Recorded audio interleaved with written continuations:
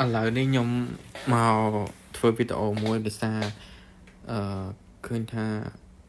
នៅមានបងប្អូនខ្មែរយើងច្រើនអត់ទាន់ចេះទិញតាម KA99 ហ្នឹងហើយខ្ញុំមកធ្វើអញ្ចឹង KA99 ហ្នឹងដែលបងប្អូនត្រូវធ្វើដំបូងគឺដូរទីតាំងផង app ទៅជាទីតាំងនៅស្រុកខ្មែរចឹងខ្ញុំដំបូងបង្ហាញជាភាសាចិនខ្ញុំធ្លាប់ប្រើភាសាចិនចឹងយើងវងមកតាមនេះមកតមកទៀតមករូបស្ពឺតមកទៀតយកជួននេះ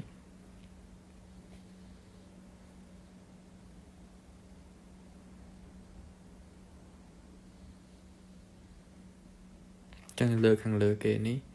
យើងបដូរទៅចឹងលើមានចិនយើងដាក់ទីតាំងមកខ្មែរអក្សរនេះចឹងបើសិនជាបងប្អូនអង់គ្លេសក៏សួរយ៉ាងណានេះជាភាសាចិនចឹងបងខ្ញុំមានស្រាប់ហើយខ្ញុំអត់បដូរទេព្រោះបងជិះពេលចុចមកដល់ទំព័រហ្នឹងហើយត្រូវចុចមួយនេះទៀតចឹងបានទៅហើយត្រឡប់មកវិញចឹងនៅពេលដែលចង់បានអីវ៉ាន់មួយយើងចង់បានអីវ៉ាន់ណាដែលមាន K99 ចឹងអីវ៉ាន់ដែលមាន K99 នេះឥឡូវគេអាប់ដេតគឺគេសេសពណ៌បៃតងចេះបែបហ្នឹងចឹងទីខ្ញុំចង់បានហ្នឹងមួយចឹងអានេះវាគ្រប់ហើយចឹងយើងចង់បានដាក់ក្នុងកត្រកមកនឹងមួយទៀតគឺទៅនេះចឹងអត់គ្រប់ទេ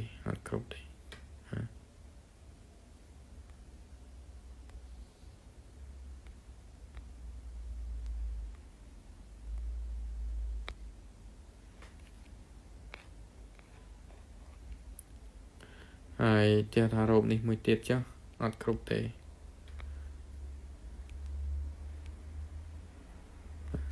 អញ្ចឹងហើយ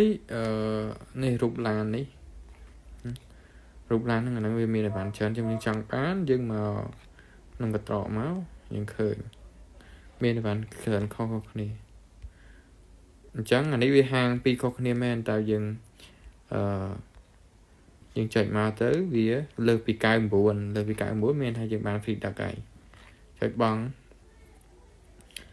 ដូរ location មក location យើងចង់បានឧទាហរណ៍ location នេះអញ្ចឹងមានថានេះគឺ0មានថាយើង free បាន free duck ប៉ុន្តែអាទី1នេះគឺយើងអត់ចាំបាច់ខ្ចប់បិទចូលគ្នាទេតែអាទី2នេះគឺបិទចូលគ្នាសួរថាពីរនឹងខុសគ្នាអត់ខុសគ្នាទេប៉ុន្តែសម្រាប់យើងគឺស្រួលវិញហេតុអីព្រោះអីវ៉ាន់វាអាចមកដល់មុនក្រោយចឹងមានថាបើយើងយកអានេះអីវ៉ាន់ណាដែលមកដល់មុននឹងចេញមកមុនអីវ៉ាន់ណាមកដល់ក្រោយចេញមកក្រោយតែបើយើងមករើសអានេះគឺតតែអីវ៉ាន់មកជុំគ្នាយើងចុចបញ្ចូលគ្នាឬក៏ខាងក្រុមហ៊ុនគេបញ្ចូលគ្នាឲ្យបានវាដាច់មកមួយគ្នាតែសម្រាប់គឺខ្ញុំយកអានេះហើយមួយទៀតគឺកាលណាអីវ៉ាន់ទូចគឺគេតែងបញ្ចូលគ្នាអូតូគឺខ្ញុំមានបបិសនគឺអីវ៉ាន់កញ្ចប់ណាទូចគេបញ្ចូលគ្នាឲ្យហ្មងទោះបីយើងយកអានេះក៏ដោយហើយយើងផេទៅអញ្ចឹងតាដាក់ location map យើងចុចនេះគឺដំបូងយើងយកស្ពឺនេះដែរហើយជួលលើគេនេះហើយតើញ៉ាំបូកខាងលើក្រាមនេះយើងឃើញចឹងហើយឃើញនេះអក្សរនេះយើងចុចលើនឹងមកចឹងវាចេញឈ្មោះខេត្តមកមានខេត្តជាភាសាខ្មែរចឹងទៅចឹងយកភ្នំពេញបន្តទៀតខណ្ឌណាជាខណ្ឌដង្កោសង្កាត់ទៀតកើងនើយនេះកើងនើយហើយបន្តមកទៀតគឺយើងបំពេញឈ្មោះភូមិនិងផ្លូវមកហើយមួយទៀតកន្លែងនេះគឺយើងដាក់ឈ្មោះរបស់យើងហើយពេលកន្លែងនេះគឺយើងដាក់លេខទូរស័ព្ទនៅស្រុកខ្មែរហើយបន្តមកទៀត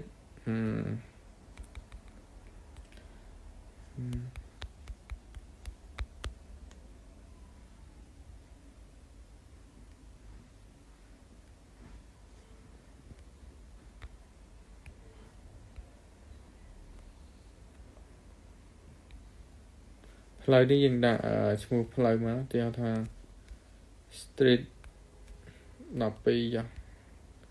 បាទហើយយើងចុចនេះមកហ្នឹងថាយើងប្រើបានហើយអូខេ